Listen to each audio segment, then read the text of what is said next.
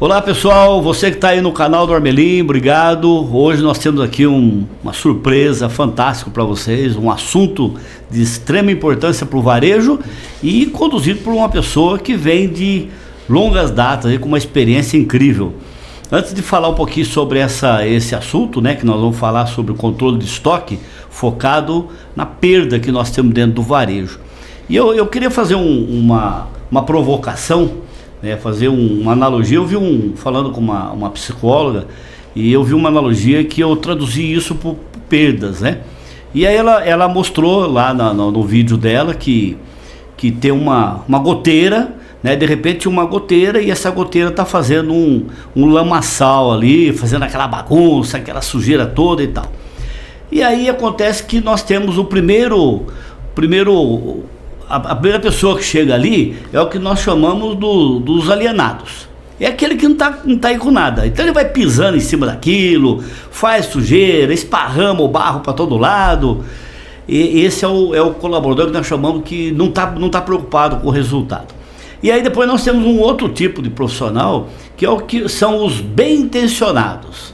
Os bem-intencionados é o cara que limpa. Ele vai lá, pega o rodo, enxuga toda aquela lama, passa um pano, deixa bonitinho, né? E no outro dia a sujeira está lá de novo. E aí nós temos os gestores. O gestor, porque o bem intencionado ele é importante para nós, ele também resolve.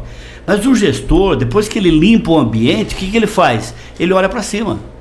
E por que ele olha para cima? Porque ele faz a pergunta: da onde está vindo essa situação? E aí ele vai lá e resolve o problema da goteira, o que automaticamente fica sanado o problema.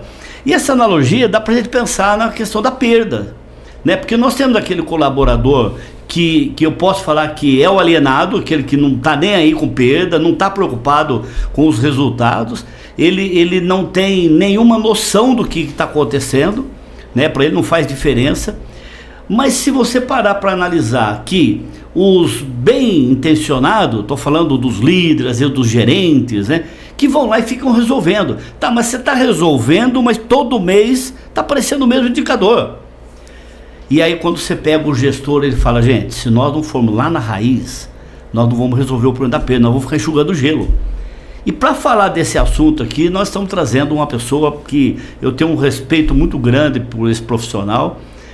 Somos muito felizes com a presença dele. Hoje quem está com a gente aqui é o Gambaroni. Gambaroni, seja bem-vindo aí no nosso podcast, tá? Fiquei muito feliz da tua vinda para cá e eu tenho certeza que o nosso bate-papo vai trazer para o varejo aí muito conhecimento. Obrigado, foi muito legal você ter me convidado.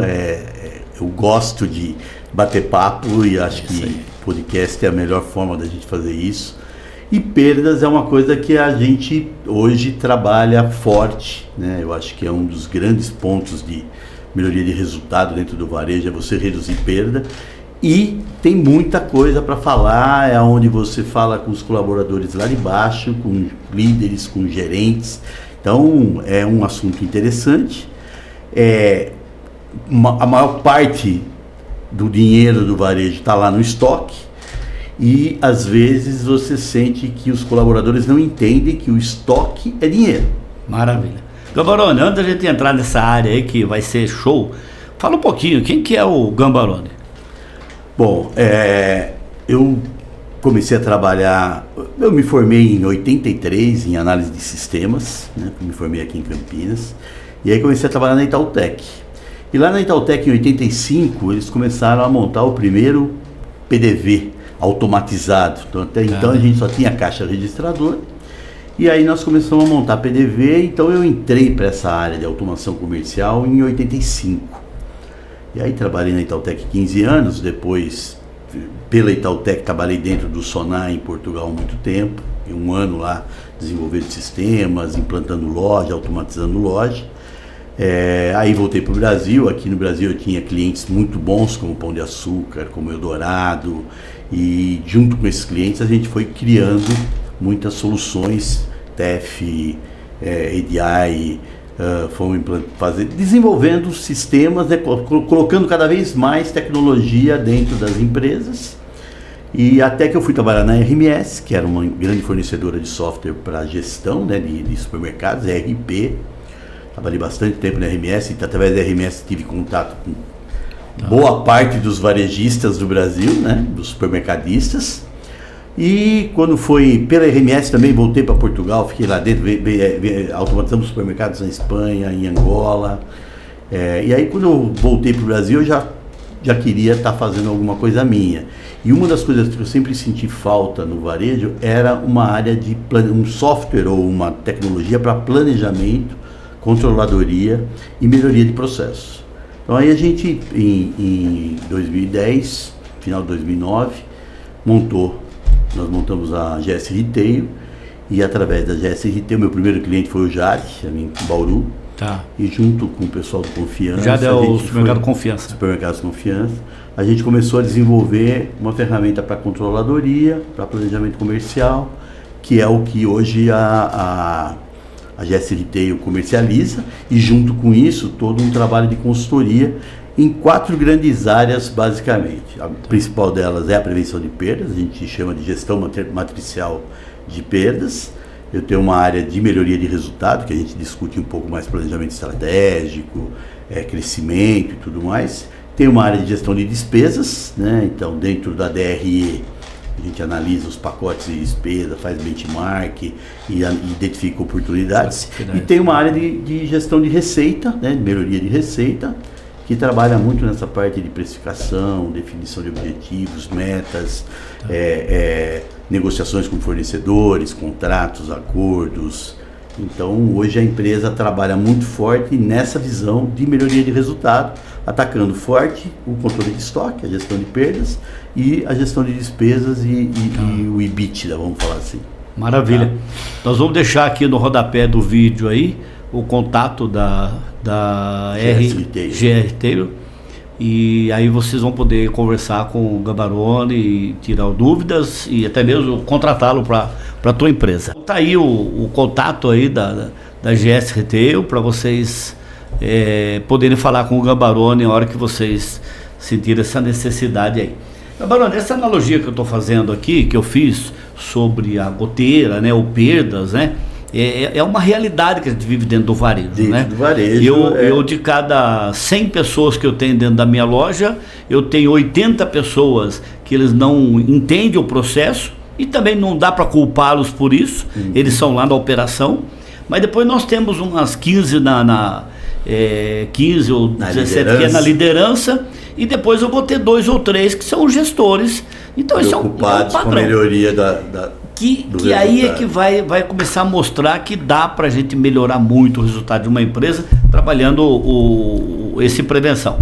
Agora, o Gambaroni, qual que é a importância desse departamento hoje do supermercado? Porque eu fico pensando o seguinte, nós temos lá na nossa loja, vamos pegar uma loja média aí, eu tenho 200 colaboradores para cuidar da venda.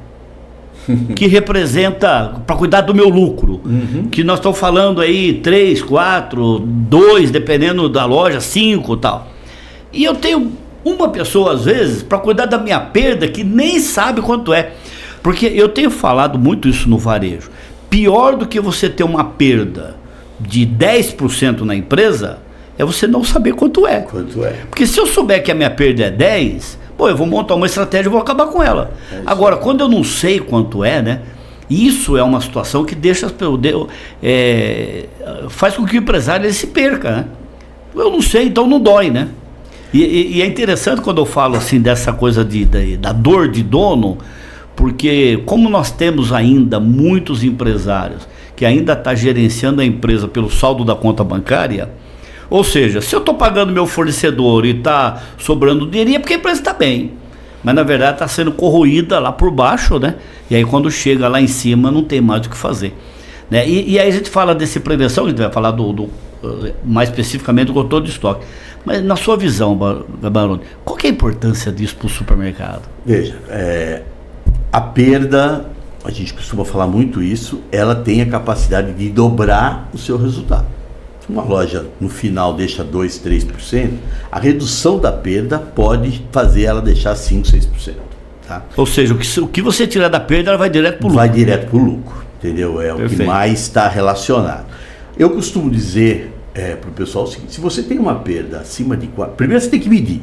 Então tem que medir corretamente, saber exatamente qual é o seu custo, qual é o seu estoque e fazer os procedimentos para saber quanto que é realmente sua perda. Se você tem uma perda acima de 4%, você tem um problema de polícia. Você tem que colocar fiscal em tudo quanto é lugar, porque o recebimento está sendo mal feito, está tudo errado. Você tem que colocar uma polícia lá. Se a sua perda é acima de 2%, você precisa montar uma área de prevenção de perdas que consiga estruturar melhor todos os processos e acompanhar, fazer com que as pessoas executem corretamente os procedimentos no dia a dia, tá? E se você tem uma perda entre 1,5 e 2, você tem que fazer um trabalho de gestão dessa perda, porque tem oportunidade de melhoria. De uma rede de supermercado normal, uma perda de 1,5 é o que a gente considera um limite abaixo de 1,5 é bom, acima de 1,5 tem que trabalhar. Já entra no risco. Então, a gente tem empresas com 1,2, com 1,3, são empresas que estão já nesse processo há muito tempo. Mas uma empresa com 1,5 eu já considero um bom número para perda. Acho que a média da Abras é 1,8, né? E a Abras aí junta muita gente, né? Então, eu acho que 1,5 é um número bom para você ter como objetivo de perda. E o grande ponto disso perda está diretamente relacionada a controle de estoque. E controle de estoque é processo. Eu costumo falar que você precisa ter um sistema, você precisa ter bons processos e boas pessoas para executar esse processo. A pessoa tem que saber o que ela tem que fazer. Então é controle de recebimento, é controle da movimentação interna, é controle do descarte, porque todo dia tem descarte na loja. O hortifruti tem muito descarte, o açougue tem muito descarte, frios tem muito descarte, o dia a dia da loja gera descarte. Agora tem que fazer isso todo dia. Se você deixou 2 dias sem fazer um descarte corretamente, o seu estoque está errado. Então manter o estoque bem atualizado e fazer os processos corretos de movimentação de mercadoria dentro da loja vai fazer com que a sua perda diminua. Agora, Gabaroni, quando você fala do controle de estoque, me veio alguma coisa aqui na mente agora, falando, por exemplo, sobre o nível de responsabilização que a gente cria dentro do supermercado, né? Porque eu tenho visto muitas empresas fazer uma tentativa de trabalhar a prevenção em perdas, e aí implanta-se o processo. Mas a pergunta é, se não atingir, o que acontece? Então, eu tenho falado muito no varejo que nós temos um problema muito sério em algumas lojas, né? Que é a síndrome do tanto faz. Né? Ou seja, se eu reduzir a minha perda, o que acontece comigo? Nada. E se eu não der atenção para a perda, o que acontece comigo? Nada. Então, nada por nada, eu não vou ter uma pessoa envolvida nesse processo. Né? O processo de você motivar os seus colaboradores a cuidar da perda tem diversas fases, certo? Então, eu costumo dizer o seguinte, você não consegue bons talentos apenas por 13 salários anuais, mensais, certo? Então, se você quer ter bons talentos, você tem que premiar. Então, se o cara tem uma meta de venda, ele precisa receber quando ele atinge a meta. Se o cara tem uma meta de perda, ele precisa também ganhar quando ele atinge a meta. Então, uma das coisas que a gente faz muito dentro desse processo de gestão de perdas é o conceito de participação no resultado. Então, a gente cria políticas para que você define as metas de cada loja, de cada seção dentro da loja, e as pessoas que atingem aquela meta ganham uma premiação, independente do tamanho da empresa. Perfeitamente. Certo? Independente do tamanho da empresa, a perda virá lucro e uma parte desse lucro tem que ser compartilhado com os colaboradores. Então, PPR faz parte do processo de gestão de estoque, faz parte do processo de prevenção de perdas. E um detalhe importante também, né, Gabaroni, se você parar para analisar, hoje nós temos o peso, né, da responsabilidade pela venda, estou falando lá da operação, gerente de loja, não deveria ser maior para perda, né? Porque isso está na mão dele, né? O pessoal pensa muito em venda, você vê muitas empresas pagando premiação pela venda, pela meta de venda, exatamente, mas você não vê ninguém melhorando os processos que vai fazer com que aquela venda aconteça melhor, né? Que de repente esse indicador da perda é maior do que o próprio lucro que ele tem. Maior do que o próprio lucro que ele tem. Eu tenho muita discussão do dia a dia de produtos que eu tenho na minha loja em que a venda não paga o que eu joguei fora. Olha só. E não é nem se falar assim, não sumiu o mercado. Não, joguei fora porque teve problema de vencimento, o produto ficou na prateleira ocupando espaço e não vendeu. Então eu tenho muito produto que tá errado, não tinha que estar naquela loja, entendeu? Então a gestão desse sortimento, gestão dos produtos que tem venda, que o cliente quer naquela loja, é um trabalho também que faz parte da prevenção de perdas. Entendeu? Legal. A redução da perda passa por isso, né? Vamos fazer um percurso dentro de uma loja para a gente, até para os nossos companheiros aí que estão nos assistindo, para eles entenderem esse processo. Tá. Quando você fala do controle de estoque, nós estamos começando a falar disso lá no comercial, né? Vamos lá. O comercial tem uma participação grande e toda vez que eu defino uma meta para o comercial, faz parte do PPR do comercial o percentual de perda dos produtos que ele compra. Ótimo. Tá? Então, o percentual de perda ele fala assim, mas eu não tenho nada, isso acontece lá. Não, você também é responsável pela perda, e toda vez que você compra mais do que devia, quem sofre é a loja. Então, o comercial... Ou menos. Ou menos, mas aí a ruptura Sim. falta, né? Então o comercial, ele é o grande responsável por colocar a mercadoria certa, na quantidade certa nas lojas. Então, esse trabalho é dele, fazer pedido, negociar com fornecedores e tal. Lá na loja, primeiro contato da loja com o comercial é o recebimento. Então, fazer um bom recebimento, conferir todas as mercadorias que entram na loja é responsabilidade. Quando eu falei para você que quebra acima de 4% é problema de polícia, por quê? Porque eu preciso controlar melhor o recebimento. Eu vejo muitos casos em que entra a nota fiscal e a mercadoria não entra. É isso aí. E às vezes fala assim, não, o fornecedor me errou. Não é o fornecedor. Entendeu? Tem tanta bagunça administrativa que chega a nota, chega o XML, você paga e a mercadoria não entrou. O caminhoneiro saiu com ela, o caminhoneiro ficou esperando, cansou e foi embora. Entendeu? E ninguém controlou. Então, o recebimento é o coração da prevenção de perdas. Eu tenho meu pedido define minhas quantidades, meu custo. A hora que eu chego com a nota fiscal, eu confiro as quantidades que ele entregou, o produto está certo ou não, porque também tem muita inversão de produtos no recebimento. Recebi direito, 50% do meu processo está bem feito, tá? Armazenei esse produto. Se eu só pegar um detalhe, quando você fala do recebimento, porque... Quando eu brinco com meus clientes, que é uma brincadeira que tem um fundo de verdade, que eu falo assim, qualquer entrada que não seja pelo recebimento e qualquer saída que não seja pelo PDV, chama a polícia porque tem... Você está com problema. Você está com problema, né? Você está com problema, é isso aí. Agora, lá no meu recebimento, principalmente quando a gente fala das redes, que tem muita transferência entre lojas, né? Então, assim, ele não tem um CD, ele sai do depósito dele e aí começa a pegar, né? Então, eu falo muito isso. Todo recebimento, independente se vem do fornecedor, independente se vem do meu CDs, independente se vem de outra loja, tem que ser conferido. Segue o padrão. Tem que ser pesado, tem que ser conferido. Eu tenho uma nota fiscal que tem que justificar aquilo. Se é de transferência, se é de compra, não interessa. Eu tenho que conferir. Quem recebe a mercadoria, eu falo muito isso. Toda vez, se eu falar para você assim, toma R$100, tem 10 notas de 10 aí, você vai conferir. É isso aí. A mercadoria é dinheiro e toda vez que ela troca de mão, ela precisa ser conferida. Então, no recebimento, eu tenho que conferir tudo que chega, porque é dinheiro que está vindo para minha responsabilidade, que se eu não conferir, depois pode me dar problema. Perfeito. Então, estoque é dinheiro e toda vez que ele troca de mão, eu tenho que conferir. E aí tem um problema dentro da loja. Fiz o recebimento, beleza. Essa mercadoria pode ir para a gôndola para ser vendida, ótimo, mas tem muita coisa que acontece dentro da loja, por exemplo, a produção. A padaria não pode vir na minha loja, ou vem no meu depósito, ou vem na minha área de venda e pega mercadoria.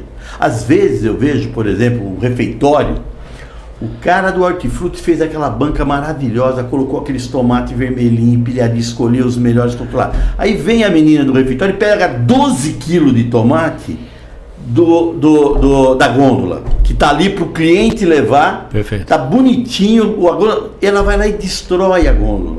Pô, por que ela não pode ir lá atrás e pegar das caixas que acabaram de chegar?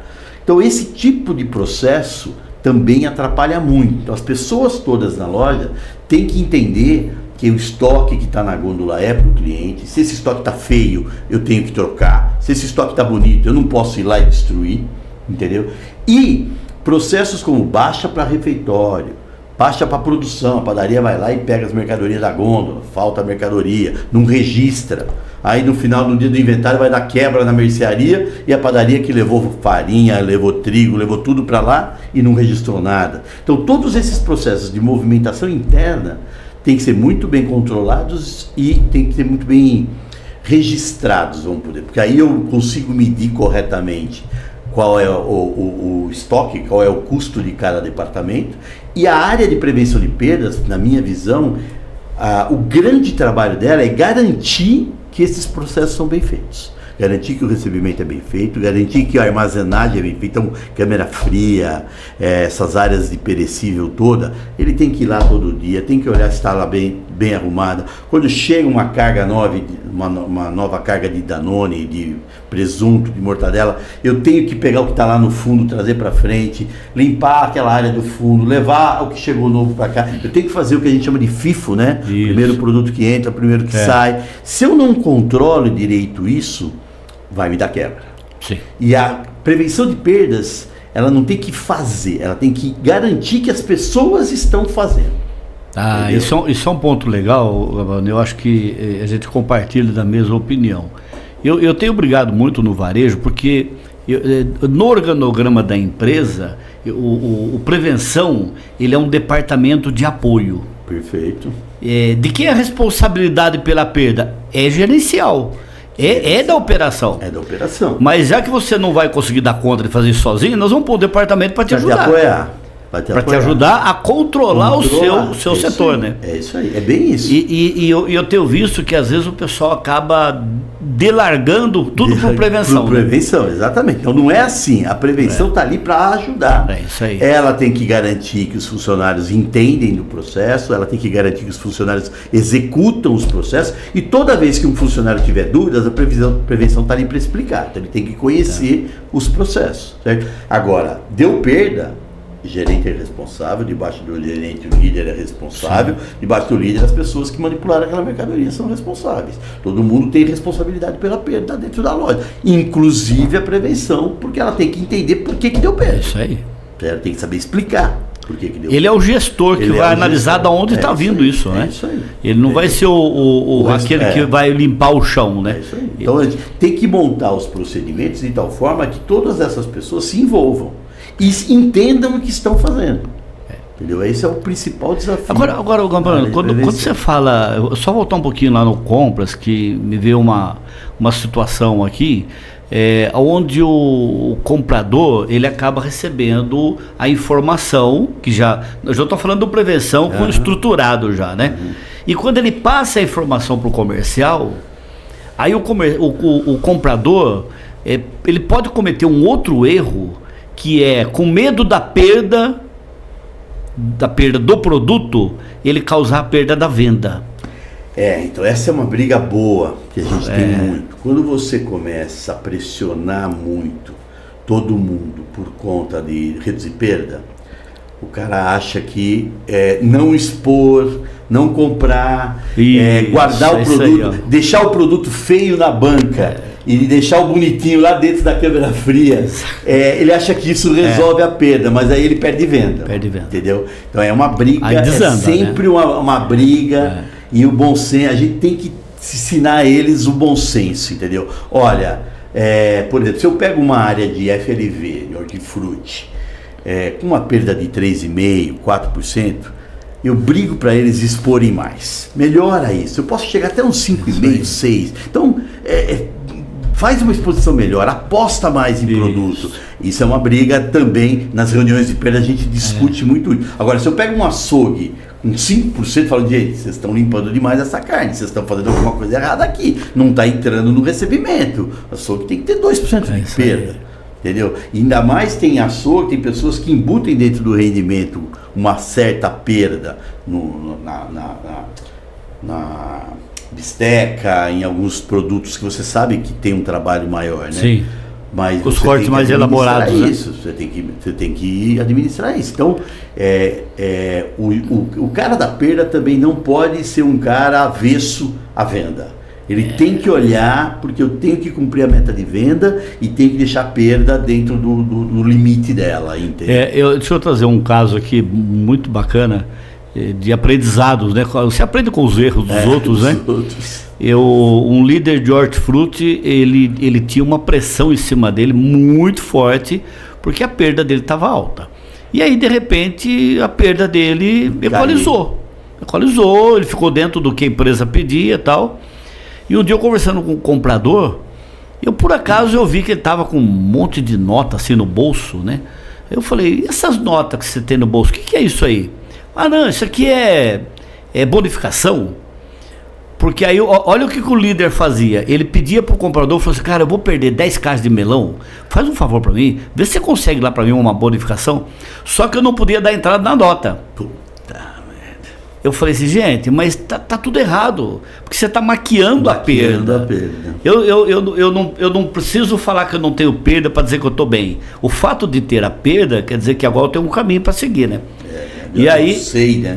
E na verdade, assim, mas até eu falo o seguinte, que falei para esse líder, né? Antes você perdia o produto que você comprou. Agora você está perdendo o produto que ele te bonificou. Mas você está perdendo de qualquer jeito. O fornecedor é que está bancando. Está bancando. Isso. E agora eu posso reduzir essa perda de alguma forma inteligente e ter a mesma bonificação. Né? E é interessante isso, porque lá na operação, e quando você fala assim, eu comprei a mercadoria, o meu recebimento é o ponto-chave. Né? Aí eu vou armazenar ou vou para o ponto de venda. Esse rastreamento que é feito pelo prevenção, ele é um suporte para a liderança. Para liderança. Eu falo que o prevenção ele tem meio que visão de polícia, né? E o pessoal não gosta muito. Eu prefiro chamar de auditor. Ele audita as coisas. Isso, mas para quem está do outro lado, ele tem uma visão. Está sendo controlado. Por quê? Porque o prevenção ele diz assim: existe a possibilidade de ter uma perda. Ele trabalha com possibilidade, ele não trabalha com fato. E eu acho que a gente tem que entender o seguinte: todo varejo tem perda. Sim. Todo varejo tem perda, certo? Eu só preciso controlar e manter essa perda num espaço do que é ela mesma, entendeu? Então eu tenho algumas outras métricas que eu meço também, por exemplo. A minha quebra conhecida tem que ser muito maior do que a minha quebra de inventário. Por quê? Porque a minha quebra conhecida, ela tem motivos. Por que quebrou? Quebrou porque caiu no chão, quebrou porque venceu. Então, os motivos da quebra conhecida me ajudam a ir resolvendo ela, a ir diminuindo ela. A quebra de inventário não sumiu. Contei, comprei, fui contar de novo, sumiu.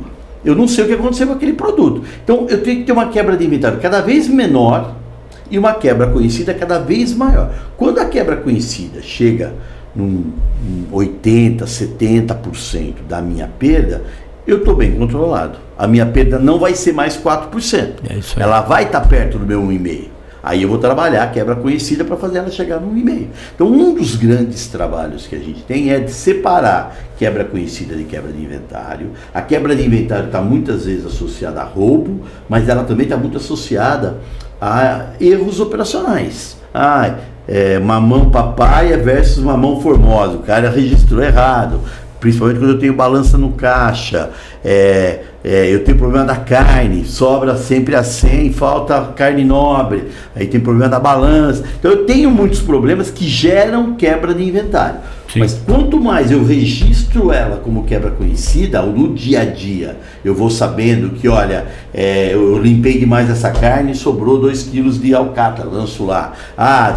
Fiz a limpeza da banca de tomate, coloquei tomate bonito lá para vender, tirei 15 quilos de tomate aqui, vou jogar na perna da quebra conhecida. Todas essas coisas acontecendo no dia a dia, eu vou chegar no final do mês com uma quebra muito menor e vou começar a tratar por que o tomate chegou ruim, por que eu quebrei a manga, porque agora não é tempo de mexerica, eu estou trazendo mexerica, a mexerica está ruim, está vencendo na banca, ninguém leva, entendeu? Então eu começo a trabalhar melhor esses motivos da perda, entendeu?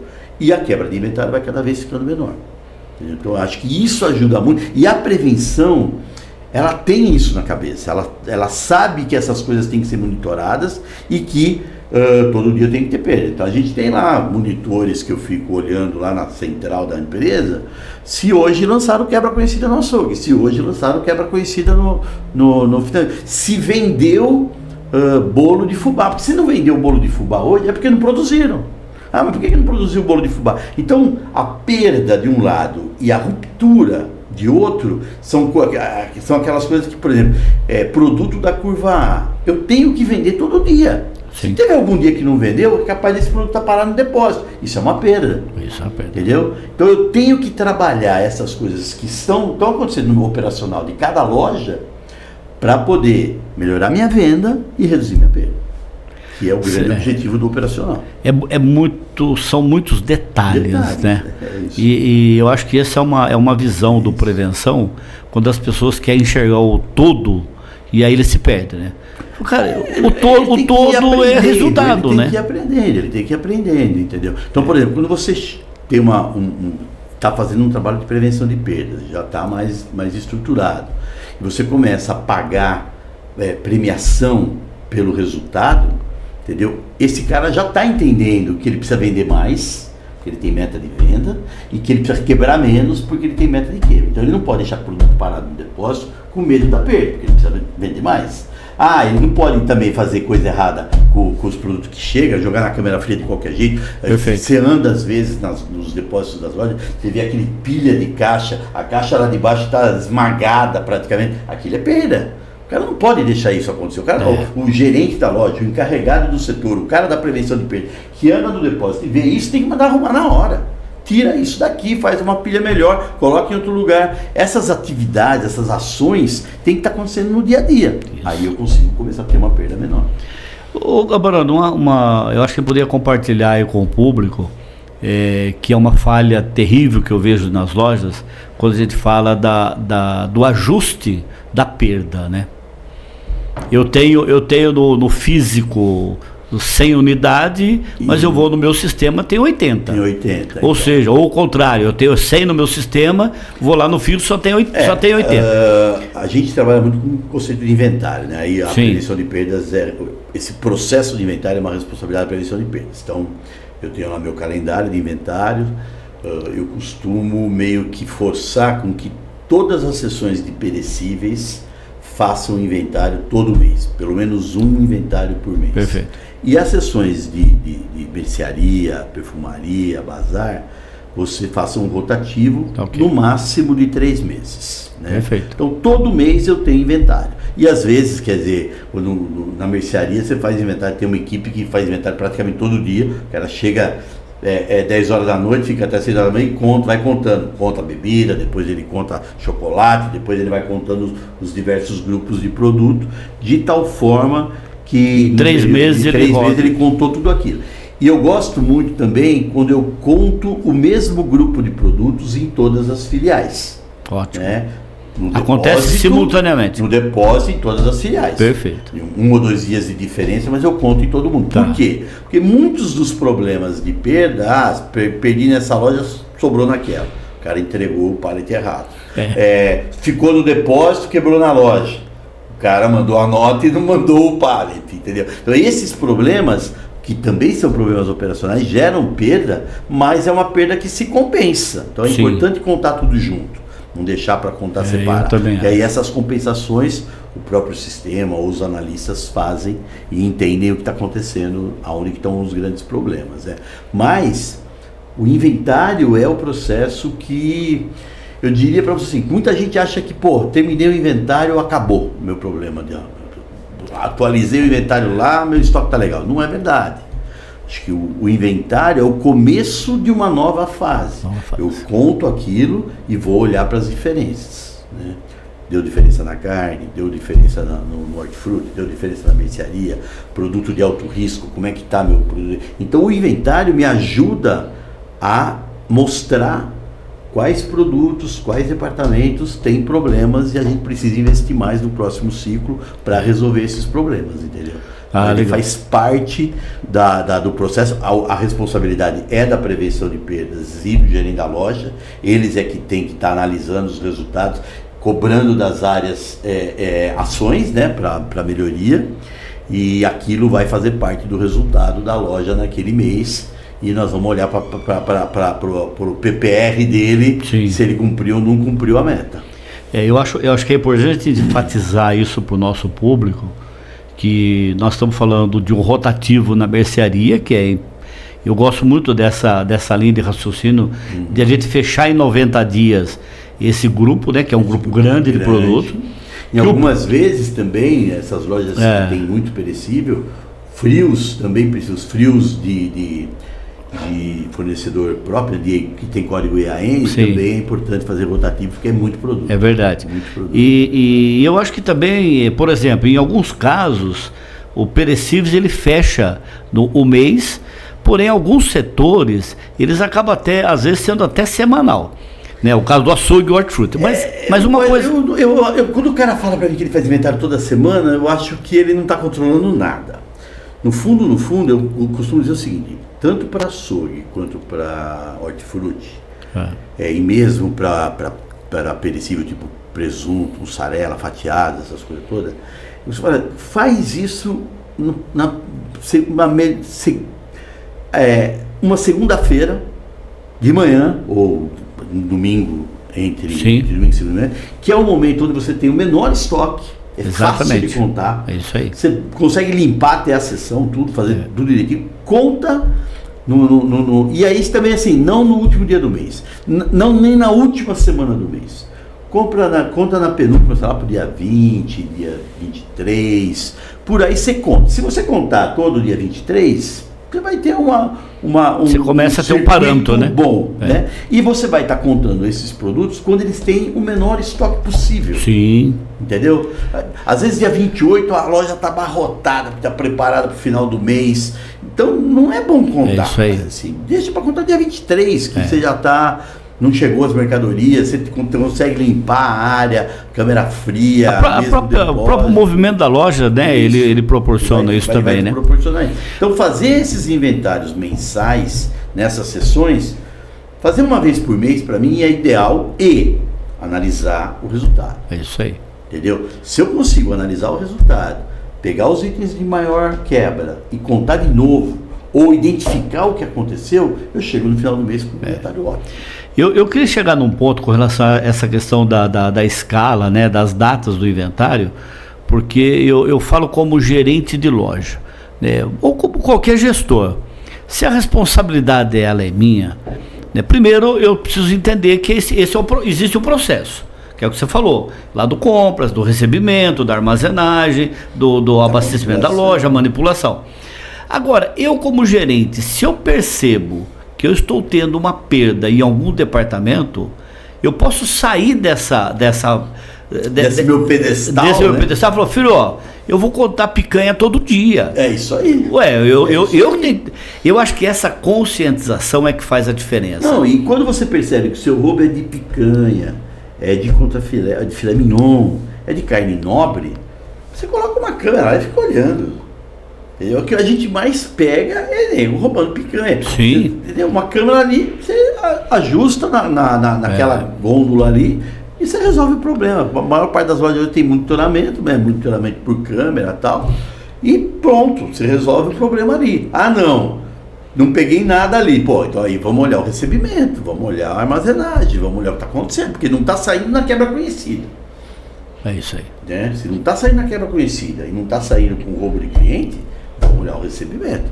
Nós estamos sendo ludibriados no recebimento. Agora Gamborano, quando a gente fala dessa perda, se a gente for falar da perda operacional, o que acontece na operação, nós temos um caminhão de coisa aqui de exemplo para trazer.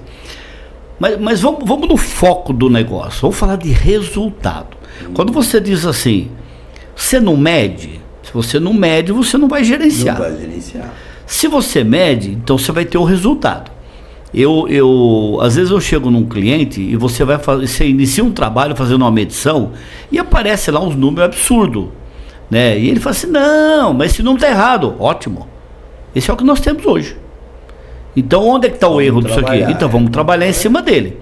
E aí você começa a progredir até melhorar. Que é o que você falou. Onde você encontra as oportunidades de melhoria. Exatamente. Né? Um número errado não significa que ele não serve para nada. Significa isso aí, que ele serve para você entender por que ele está errado e aquilo é uma oportunidade de você ir corrigindo. E essas correções é que vão fazer você ter um número confiável. Perfeito. Não tem jeito. E aí, Gabriel, quando você fala desse resultado, eu queria chegar num ponto que, na sua visão, até onde a cultura da empresa, porque nós vamos ter um choque agora, né? É o resultado contra a cultura. Só que vamos ser realistas. Nós temos muitos supermercadistas que são pessoas fantásticas que começaram vendendo banana na rua com uma cesta e hoje construíram um império. E eles não sabiam o que era perda, não sabiam o que era nada e transformaram isso tudo. Então a gente tira o chapéu para esse pessoal. Sem dúvida. Os tempos mudaram, esses fundadores já nem estão mais lá dentro da loja. Né? Esses jovens que estão chegando, eles estão enfrentando uma outra situação. Né? Eu vi uma história diz que o Conde Matarazzo viu a filha dele lá fumando e desesperada e olhando no computador, fazendo conta, calculando perdas. Eu falei, filha, tá nervosa por quê? Ele falou, tô nervosa porque eu tô preocupado com os lucros da empresa. Ele falou, olha, quando eu vim lá da Itália, eu trouxe uma maletinha de dólares e aquilo para mim era investimento. Tudo isso aqui para mim é lucro. Aí ela falou assim, então pai, transformar a maletinha nesse império foi um mérito que o senhor mostrou assim fantástico. Só que se eu não tomar cuidado, eu tô mais para voltar na maletinha do que fazer 2 impérios. E eu acho que nem na maletinha voltou, né? No caso. Então é assim, hoje a gente vive essa realidade. Agora, existe um choque cultural. Né? Eu vejo muito isso dentro do varejo. Né? Quando você diz assim, e aí, Gambão, não sei se você percebe isso no dia a dia, mas, por exemplo, existem alguns indicadores que não faz parte da linguagem do profissional. Né? Por exemplo, quando você fala para um profissional que ele teve uma perda de R$1 milhão, ele regala o olho. Como assim R$1 milhão? Não é possível. Mas quando você fala para ele que ele perdeu 3%, ele fala assim, então não tem problema. Mas 3% é mais de R$1 milhão. Esse choque que eu falo cultural é algo que a gente precisa trabalhar isso no varejo. Né? A gente fala muito disso. Primeiro, a gente é muito favorável a você discutir os números com a equipe. Entendeu? Cada equipe muito importante isso. Porque você só vai dar uma meta para ele, você só vai premiar ele pelo cumprimento da meta se ele entender os números. Né? É isso aí. E a gente mostra muito a relação de 3% de perda contra quantos carros eu deixei de dar para ele. Por exemplo, nós estamos fazendo um trabalho num cliente agora em que um dos benefícios que a gente quer implementar é o vale-refeição para todo mundo. Então, tem alguns sindicatos que exigem, a gente já dá, e os outros não dá. Agora, para a gente dar um vale-refeição para todo mundo, nós estamos falando de 2,5 milhões de custo, a mais do que a gente tem hoje. Eu tenho uma perda, eu tenho vamos dizer assim, um valor de perda acima da meta, porque a meta é 1,8, né? E ele está lá na fase dos 2,1, 2,2. Essa diferença é 2 milhões e 100. Entendeu? Então está bem claro, e a gente fala isso para todo mundo, que eu vou usar a redução dessa perda para bancar o benefício do funcionário, o vale-refeição do funcionário. Bacana isso. Então nós estamos montando essa equação, certo? Que toda loja que fizer a meta, não sei o que, o mês seguinte nós vamos te dar um bônus lá para os funcionários que vai compensar o vale-refeição. Entendeu? Então, essas coisas... Isso é uma mudança de cultura, né? Tanto do empresário quanto do funcionário, entendeu? Então, você percebe que as pessoas começam a entender o porquê que ele precisa controlar melhor o estoque, a cuidar melhor dos produtos e até a gente falar de atendimento. cuidar melhor dos clientes. Eu não posso perder cliente porque eu não tenho produto na prateleira. Se o cliente não achou o produto, tem que ir lá dentro buscar. Certo? Eu não posso perder cliente porque eu fui mal atendido. Eu não quis limpar a carne para ele, eu não quis cortar mais fino para ele. Entendeu? Esse tipo de coisa muda a cultura dos funcionários, não só dos gestores, nem só da diretoria. E é interessante, né, Gabriel? Porque essa linguagem que nós estamos falando, ou você vai falar em valores, ou falar em percentual, mas de alguma forma ele tem que estar lá. Né? E ele tem que entender esse processo. Eu estava num cliente agora recente e nós fizemos um levantamento do gasto que nós tivemos no RH, no DP, com o turnover. E aí falou assim... Hoje é o grande ponto, né? Todo mundo. Aí falou assim, então, mas você veja bem, tá difícil, tal. Eu falei, gente, tudo bem. A gente discute muito aqui na Armelim, é onde a gente questiona, tá difícil para contratar ou tá difícil para reter? Para reter, né? E aí, mas só que a pessoa fala assim, não, mas o cara não serve, eu tenho que mandar embora. Eu falei, tudo bem, pessoal. Aí, de repente, eu puxei um período lá, que deu acho que 6 meses. Eu falei, pessoal, nesses 6 meses nós gastamos R$1.570.000. E eu não estou nem falando de uniforme, de treinamento, eu só estou falando o que foi pago para o cara ir embora. Seja ele pedindo demissão, ele pega. Isso é uma perda, né? Uma perda e essa cultura, ela tem que vir à tona, né? As pessoas têm que discutir isso. Porque se você não falar valores, como é que eu posso... aquela história, né? Se eu não sei onde eu estou... Não sei para onde, eu vou. Então, se eu não sei para onde eu vou, qualquer lugar serve, né? A parte do turnover, a parte de funcionário hoje está muito difícil. Você vê todas as empresas que a gente está o ano passado, esse ano,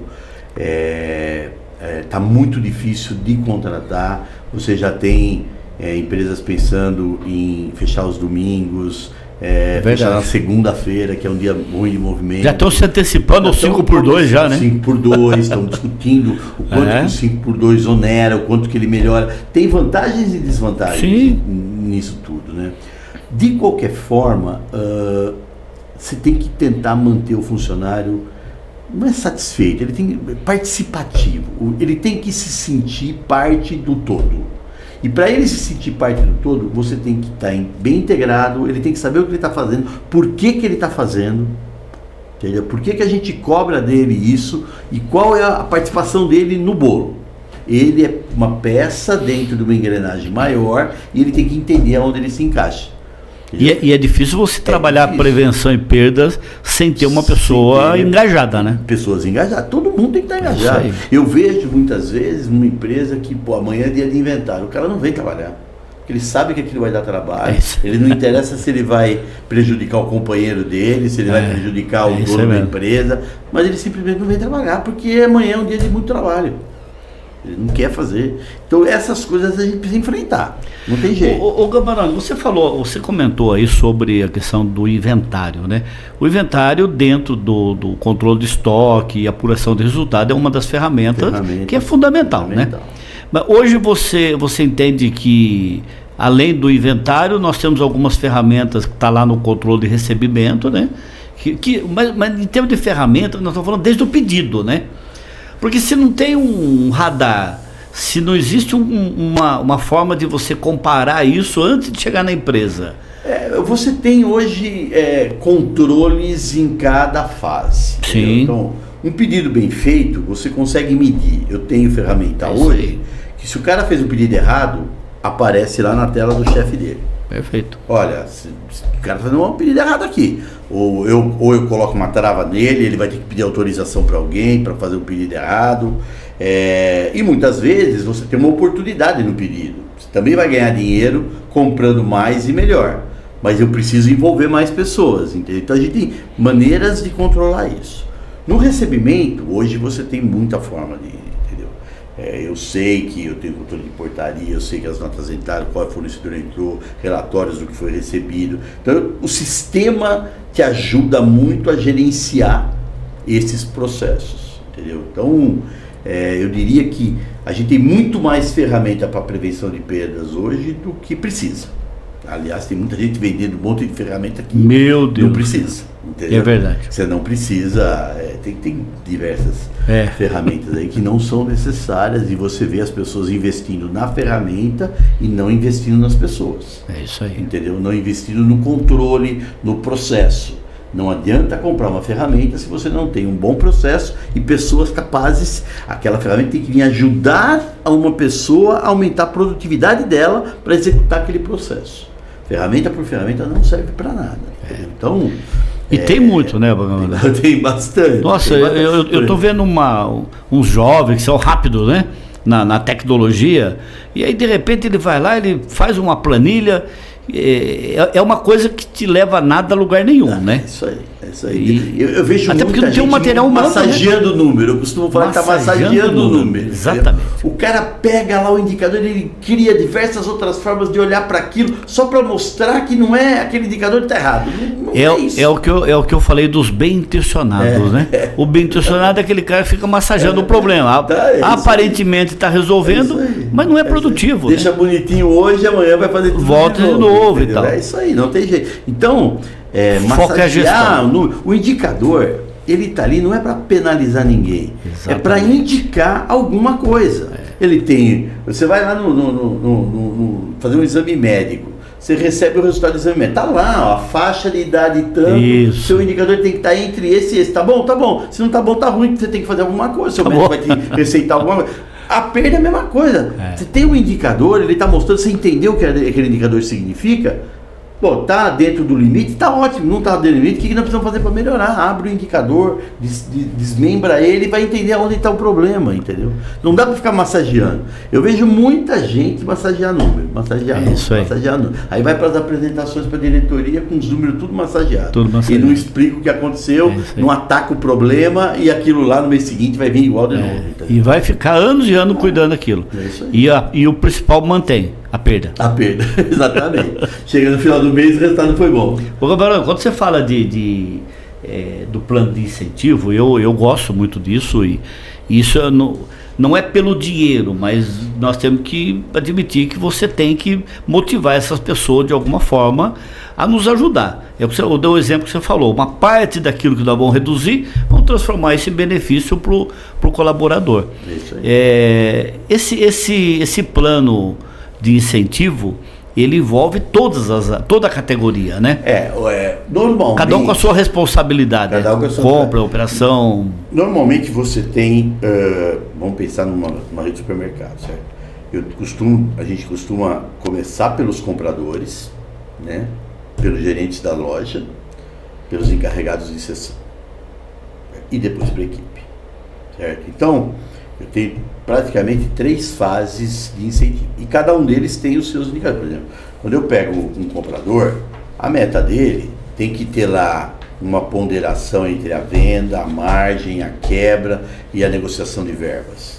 Isso vai dar o resultado dele. Eu pondero lá, o cara tem muita margem, então eu não preciso ponderar muito pela margem, vou ponderar mais pela venda, eu quero que ele venda mais. Não, esse cara aqui vende muito, mas a margem é pequenininha, commodity, então eu preciso tentar fazer ele dar uma ponderação maior na margem. A dias de estoque, o hortifruti vai dias de estoque e prazo de pagamento. O hortifruti é um gerador de caixa. Eu giro o estoque em 7 dias. Perecíveis, né? Quase que de um modo geral, né?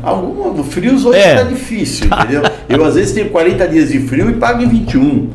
É pouca coisa, entendeu? Mas o hortifruti não, eu giro em 6, 7 dias aquilo lá e pago em 14, 20. Então é um gerador de caixa. Sem dúvida. Entendeu? Então eu tenho que ter essas metas e essas ponderações de acordo com o negócio de cada comprador. Perfeito. Quando eu vou para o gerente da loja, ele tem a venda, ele tem uma participação na margem, porque ele também é responsável pela margem, ele tem a perda, ele não tem nada da verba, porque a verba foi negociada lá atrás, mas ele tem as despesas. Ele precisa manter as despesas sob controle. Às vezes até eu divido a despesa em duas, tem uma meta para despesa de pessoal e uma meta para despesas gerenciáveis. Certo?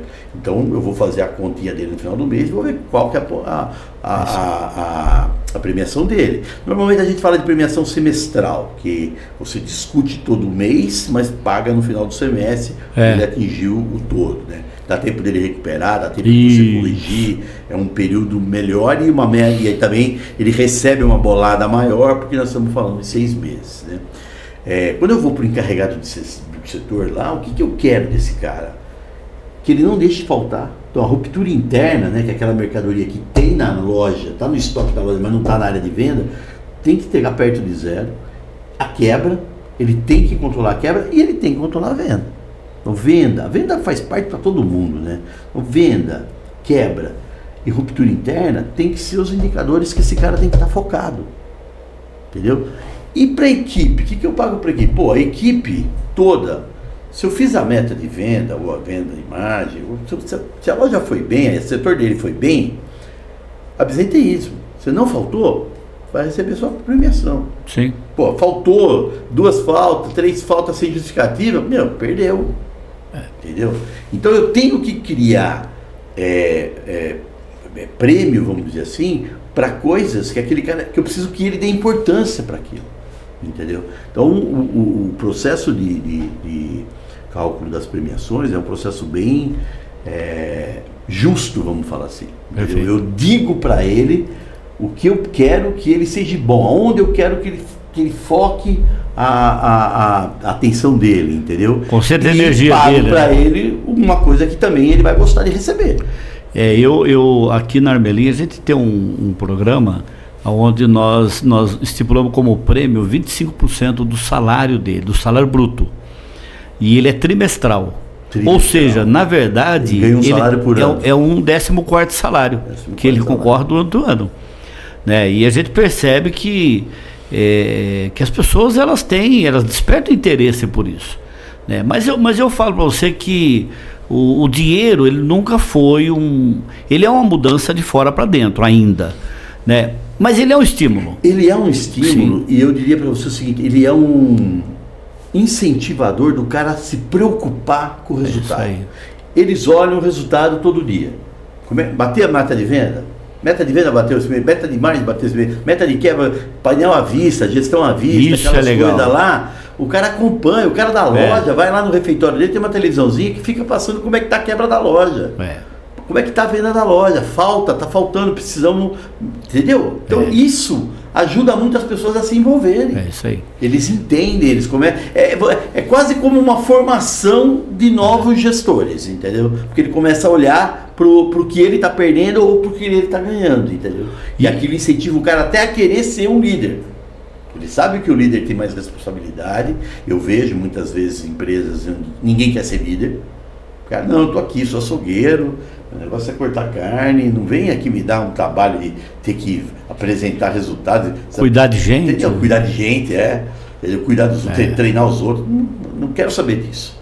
Mas então a premiação faz com que esse cara enxergue a vida, enxergue o trabalho dele como ele é um gestor, ele cuida daquilo para depois poder cuidar de um grupo maior, para depois poder virar um gerente de loja. É isso aí.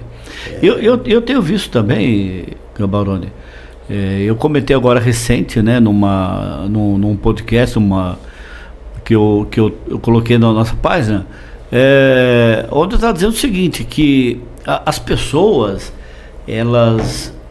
nós temos mais gente que gosta de varejo do que gente que não gosta. Agora, eu tenho que admitir que quem não gosta tem um marketing muito mais forte do que quem gosta. Pode ser. Então, por exemplo, eu vejo um funcionário falando mal da empresa, e aí eu vou lá, eu vejo que dos 100 funcionários, é ele mais 3 que não gosta. Aí eu pergunto para os outros, e vocês gostam? Nós adoramos. E por que vocês falam isso? É isso aí. Então, falando nessa perda de oportunidade, eu falo assim, tá faltando, acho que foi Martin Luther King que fala assim, o que me preocupa não é o barulho do mal, né? É o silêncio dos bons. Né? Porque dentro do varejo nós temos essa situação que... Tem bastante.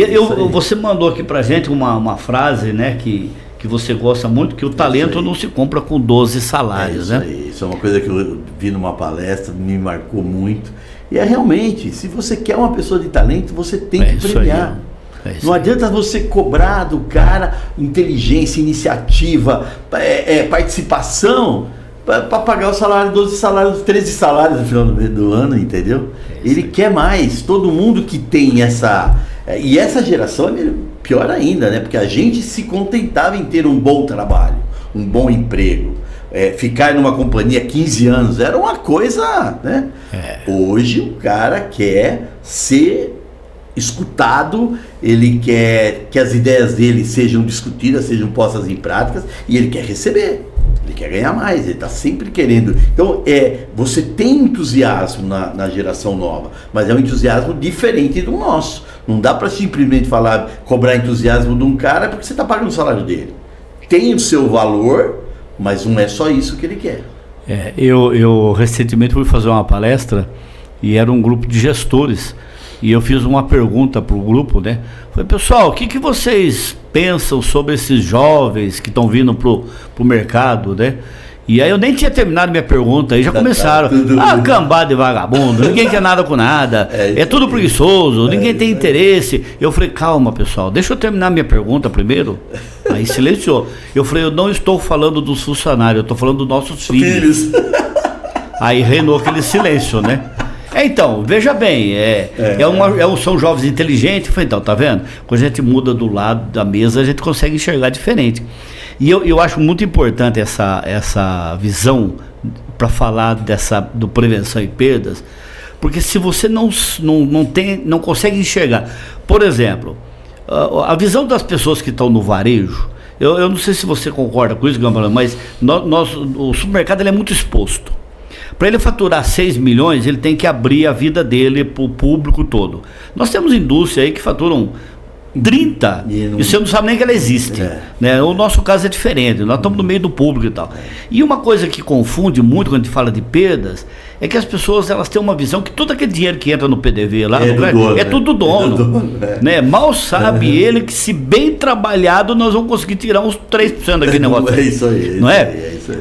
Então é assim, quando a gente fala de perdas, comparado com a venda, ela cria um impacto muito fraco. Né? Tive uma perda de 1.000, mas eu faturo 1 milhão. Né? Quando eu comparo a perda com o lucro do próprio produto, é isso aí arrepia, né? Falou, gente, eu vou ter que vender mais 5 caixas de alface. Falo muito isso, né? Olha, a sua perda consumiu 5 dias de venda. 5 dias de venda, é impressionante. 6 dias de venda. Você trabalhou 10 dias e jogou tudo fora. É isso aí. Então essa conta é uma conta interessante de mostrar. Eu acho isso fantástico. A dimensão do tamanho do problema, né? É bem isso. E eu vou te falar, as pessoas elas estão preparadas para receber essa informação. Entendeu?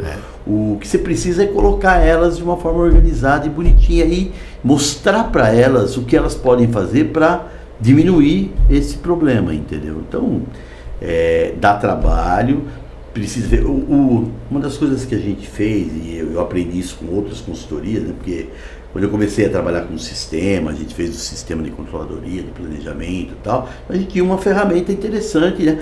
E as grandes empresas contratavam grandes consultorias, Instituto Áquila, Falcone, Dom Cabral, e para melhorar o processo. As consultorias chegavam ali, olhavam as informações que a gente tinha disponível, que estava às vezes mal estruturado, e falavam, não, amor, bota um gráfico assim, bota isso desse jeito, e foram nos ensinando o que era importante na hora de você mostrar para alguém. Então a gente foi aprendendo um pouco a fazer consultoria em função de conviver com esses caras em grandes empresas, né? Legal. E isso é uma coisa que ele sempre fala, você tem que ter uma forma importante, uma forma de dar importância para aquilo que você está mostrando, principalmente quando você fala com os colaboradores, entendeu? Porque às vezes você está falando com o seu diretor, você falou meia palavra, ele já sabe que aquilo é bom, que aquilo é ruim, não é.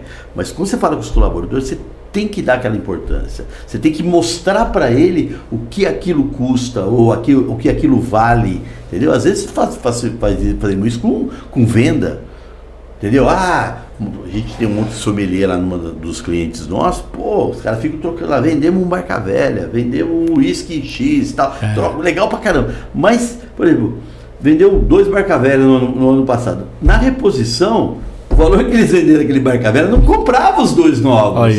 Aí você fala, tá vendo? Você vendeu 2 Barca Velha porque seu preço estava... Portanto... O cara estava achando melhor comprar de você do que comprar do dono do vinho, né? Então esse tipo de coisa você tem que estar sempre mostrando. É importante você mostrar quanto vale cada coisa e quanto aquele custo que você está tendo representa para a empresa, entendeu? Então é aquilo que você falou, você tem que falar sobre quantos dias de trabalho você está gastando com a sua perda, ou quantos dias de trabalho demora, quantos dias de venda demora para você pagar a sua despesa pessoal. Você quer ver 25 dias para pagar, não sobrou dinheiro. Se a sua despesa pessoal é muito alta, ferrou. Eu me lembro, Gambaroni, lá no passado, não muito distante, viu? Mas quando o varejo ainda tinha os fiados, né? Opa, e aí, cadeirita. Então, e de repente ele falava assim, esse cara não vai me pagar, mas eu preciso vender para ele. Mas cara, mas se você vai perder, por que você vai vender para ele? Mas ele tinha que ter aquela motivação que eu estou vendendo. A qualquer preço. Hoje não é mais assim. Não pode ser. Porque ele descobriu, falou, cara, eu vou trabalhar e não vou receber, não vai dar. Que é o que o colaborador também tem essa visão. Gambaroni, para a gente finalizar aqui, eu tenho um assunto que eu gosto muito de levar isso para o supermercadista, e você comentou até inicialmente falando do comprador. Eu não vou chamar de tirador de pedidos, eles vão ficar bravos com a gente, eles vão criticar a gente aqui no podcast. Hoje eu diria para você que mais de 50% dos compradores já não são mais. Mas nós temos que também admitir e lembrar que as coisas estão andando numa velocidade que não se andava antes. Por exemplo, nós estamos vindo aí, presta uma reforma tributária, e que isso vai exigir do meu comprador um conhecimento sobre o assunto. E aí, quando a gente fala dessa perda, que ela vai aparecer, é o que você falou, eu fecho o resultado e enxergo a perda, ok. Agora vamos buscar. E aí, de repente, eu vou lá na falta de conhecimento do meu gestor. Então, independente dele ser um tirador de pedido ou não, ele tem que lembrar que esse mercado ele é muito veloz. Ele não permite, ele não dá para você a oportunidade de pensar. Eu tenho implantado uma ferramenta dentro do comercial e eu falo assim, se você não tiver o TBC hoje, você está prestes a sair fora do mercado do comercial. E quando o pessoal questiona o que é o TBC, tire a bunda da cadeira. Por quê? Eu tiro a bunda da cadeira, não estou falando de sair da loja, mas cara, você tem que ter uma visão muito mais do que pedido, né? Eu encontro muito vendedor, eu encontro muito comprador que não sabe o que é vender. Então, uma das coisas que eu falo muito para ele é assim, você precisa aprender a vender. Ou o comprador está tratando muito mal o vendedor, ou ele acha que o vendedor tem que fazer qualquer negócio. Então ele tem uma briga com o fornecedor aqui, e ele tem uma briga com o gerente da loja, porque ele não entende que o gerente da loja está lá cuidando do cliente, falando com o cara, tal. Ele acha que o meu produto não está bem colocado, não sei o que, entendeu? Então ele não entende o que é vender. Entendeu? Então, primeira coisa, ele tem que conhecer a loja. Então, o comprador passar um dia por semana nas lojas é muito importante. Ele tem que entender que aquele ponto de venda, que aquela ponta de gôndola vende mais que a outra, que a gôndola ela tem a área que não é nobre, ele tem a área que é nobre. Eu tenho que colocar produto de margem na área que é nobre. Ele tem que entender conceitos de venda para ele poder fazer uma boa compra. Não dá para vir lá e falar que não, eu tenho que ter uma gôndola inteira de Nutella, de creme de leite, de Omo, porque aquilo não é rentável. Como é que eu vou rentabilizar a minha loja e como é que eu vou rentabilizar a minha gôndola? Ele tem que entender disso. E da mesma forma, ele tem que entender que o fornecedor está ali, o vendedor do fornecedor está ali para tentar fazer a melhor negociação para o fornecedor. E ele tem que conseguir fazer a melhor negociação para os dois. Tem que ser bom para nós e tem que ser bom para ele. Eu diria até que bom para nós, o cara, por exemplo, eu tive um caso em que o comprador era novo e ele fez uma negociação tão boa com o fornecedor que o vendedor, quando chegou na empresa, foi mandado embora. Entendeu? Porque, ele tava dando tudo pro cara lá, tudo que ele pedia ele dava. Ou seja, acabou, né? Voltou pra mim, não, esquece, não vai dar pra fazer isso aqui, entendeu? Então tem que ter não é um comprometimento, mas você tem que ter uma visão de que a negociação tem que ser boa para os dois. Entendeu? Porque se for só boa para um lado, alguém saiu perdendo e a próxima não vai ser boa, entendeu? Eu costumo falar para os compradores dos meus clientes que a responsabilidade principal dele é a venda, né?